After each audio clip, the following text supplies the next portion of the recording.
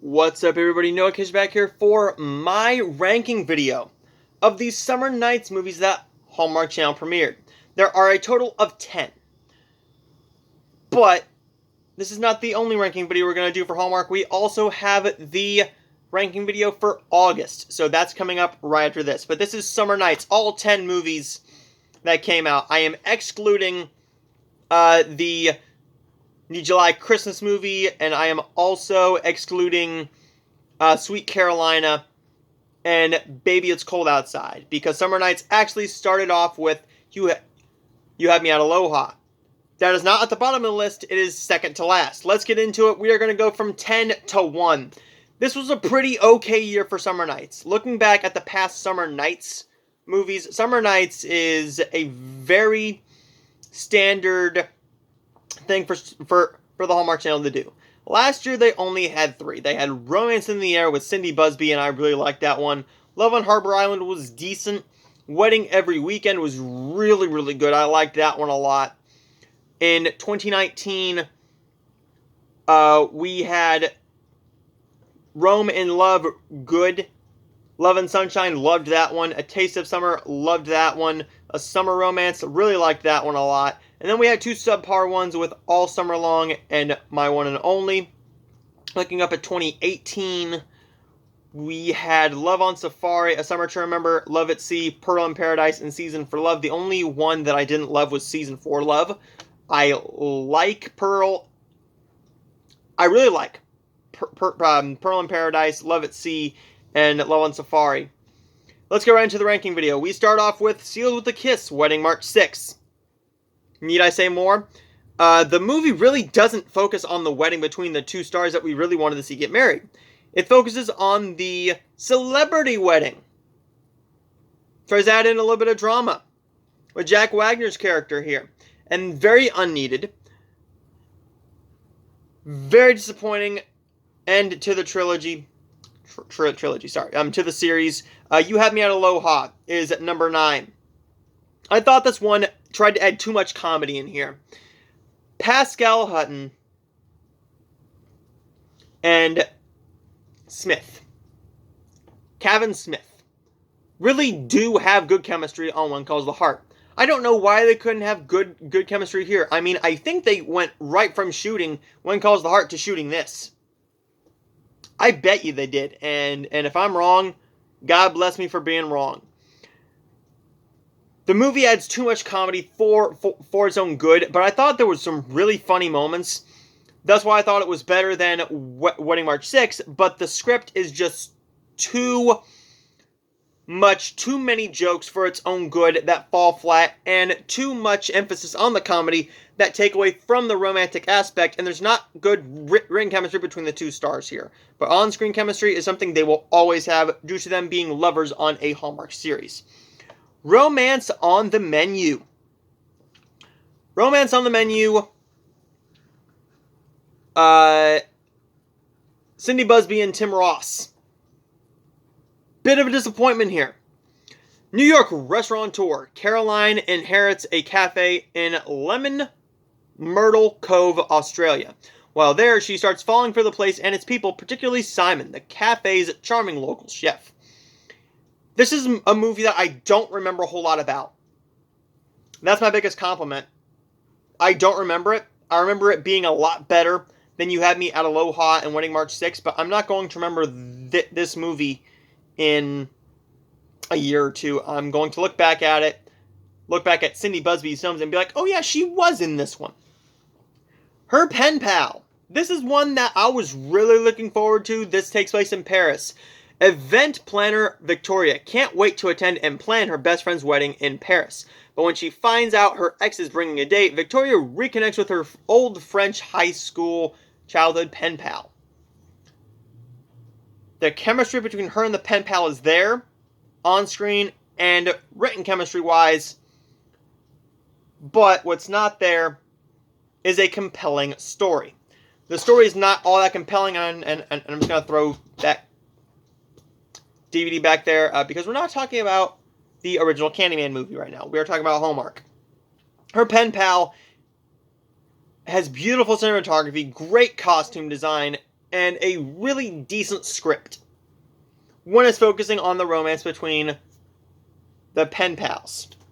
But when focusing on the wedding and the drama that they add into her ex bringing a date, it is completely just uninteresting and overdrawn. Journey of My Heart is number 5. This is one I just watched, and I'm going to say this is a really good film. This is where we get into the really good ones or really great ones. Oh, sorry.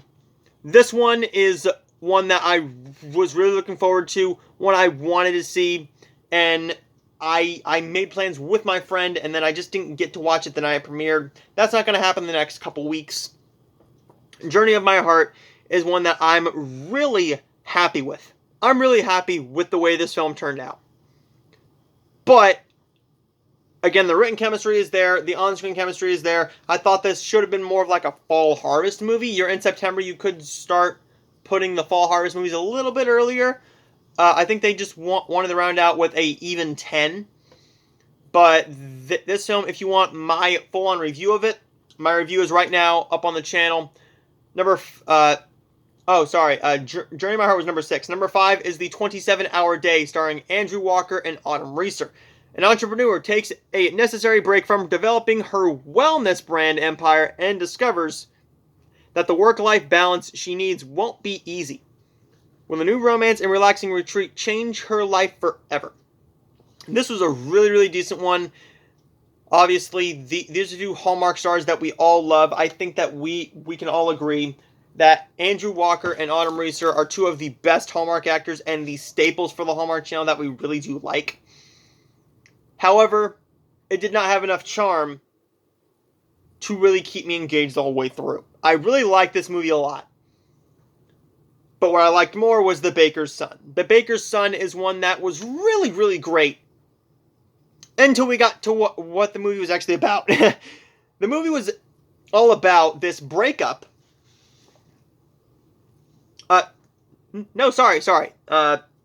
The Baker's Son was all about this hometown baker whose bread goes from bland to absolutely brilliant and delicious once he falls in love with the girl.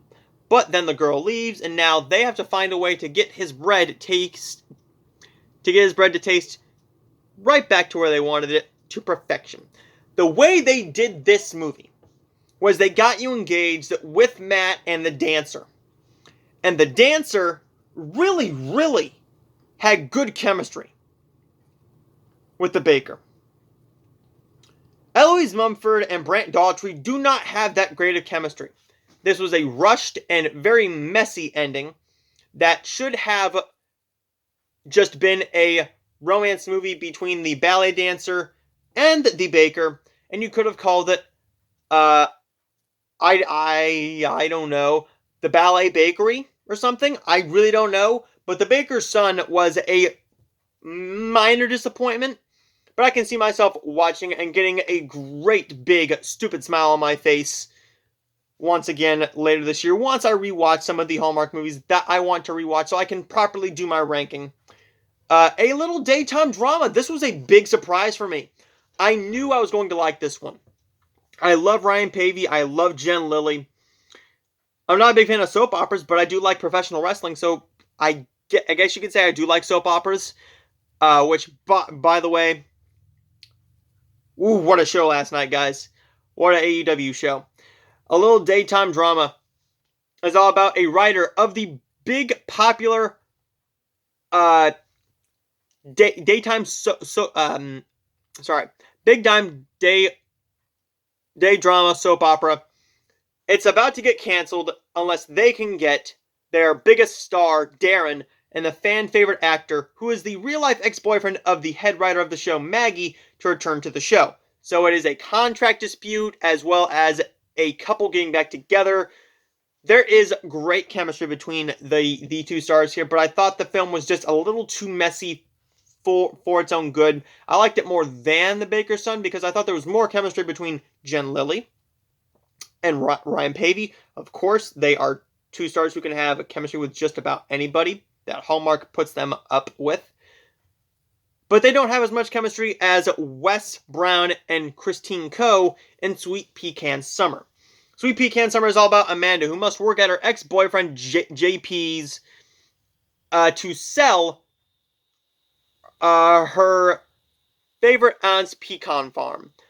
Putting aside their differences, old feelings start to rekindle and they question their lives' paths. This was a really decent one that premiered last week. Check out my review for that one if you want my full-on review. I'm not going to go back and make you watch my review of Sand Dollar Cove. I loved this movie. I watched this on vacation. I was on vacation visiting my grandma in Indiana, and luckily we were staying in a hotel. Sand Dollar Cove is a really sweet movie. All about a real estate developer named Ellie. And she is sent by her company to the sweet, quaint seaside Connecticut town of Sand Dollar Cove to acquire the beachfront property that they've chosen as the site of their new resort. But Brody, the charming local who owns the deed to this land, does not want to sell, and he tries to talk Ellie and talk her into maybe seeing what the town is fully about. The romance here is magnificent. The script is beautiful, the chemistry is there, and I really like this movie a lot. I cannot wait to rewatch this one very, very soon. Sand Dollar Cove was so sweet and so just perfect for the time. It's the best summer nights movie, I think. Tell me your ranking down below, and Dara, I cannot wait to talk with you about these. Summer Nights is going to wrap up this week, but we are going into Fall Harvest. Stay tuned for my next video, which is going to be my little dive into what's coming out for the rest of the year that's not Christmas. Once we get the full Christmas lineup, the floodgates are going to open. So I will see all of you guys next time.